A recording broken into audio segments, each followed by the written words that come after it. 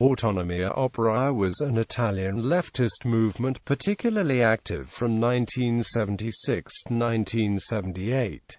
It took an important role in the autonomist movement in the 1970s. Aside earlier organizations such as Potere Operaio, created after May 1968, and Lotta Continua, beginning, the autonomist movement gathered itself around the free radio movement, such as Onda Rossa in Rome, Radio Alice in Bologna, Contro Radio in Firenze, Radio Sherwood in Padova, and other local radios, giving it a diffusion in the whole country. It also published several newspapers and magazines which were circulated nationally, above all Rosso in Milan, I Volsci in Rome, Autonomia in Padua and E Traverso in Bologna. It was a decentralized, localist network or area of movements, particularly strong in Rome, Milan, Padua and Bologna, but at its height in 1977 was also often present in small towns and villages where not even the Italian Communist Party was present. There was also an armed tendency known as Autonomia Armata. People such as Oreste Scalzone, Franco Piperno, professor in Calabria University, Tony Negri in Padova, Franco Berardi, aka Bifo, at Radio Alice were the movement's most well-known figures. The movement became particularly active in March 1977, after the police in Bologna killed Francesco Lorusso, a member of Lotta Continua. This event gave rise to a series of demonstrations in various parts of Italy. Bologna University and Rome La Sapienza University were occupied by students. On orders from Interior Minister Francesco Cossiga, the Carabinieri surrounded Bologna's university area. This repression met with some international protest, in particular from French philosophers Michel Foucault, Jean-Paul Sartre, Gilles Deleuze and Félix Guattari, who also denounced the Italian Communist Party's opposition to the university occupation. The PCI was supporting at this time Eurocommunism and the historic compromise with the Christian Democrats.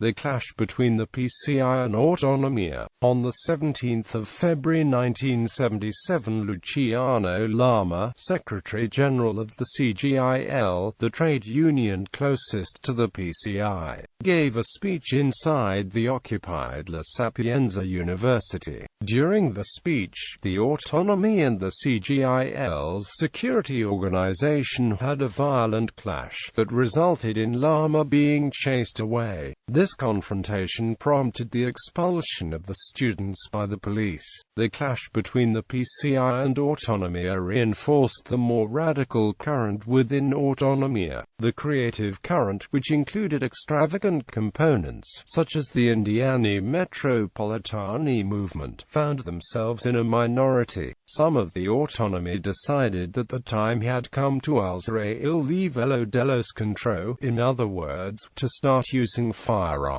Autonomia and armed struggle, especially after the more effective prosecution following the Moro affair in early 1978. Many Autonomy went underground, reinforcing groups such as the Red Brigades, the Nuclei Armati Proletari, the Squadra Proletari di Combattimento, the Proletari Armati per il Comunismo, Azione Rivoluzionaria, the Unità Comunista Combattenti and Prima Linea, spread mainly throughout northern and central Italy. Also over 200 small, localized, armed groups were briefly active before suppression and/or amalgamation with the second generation of the much larger armed organizations, such as Red Brigades or Prima Linea, between 1978 and 1982, a period in contemporary Italian history known as the Years of Lead.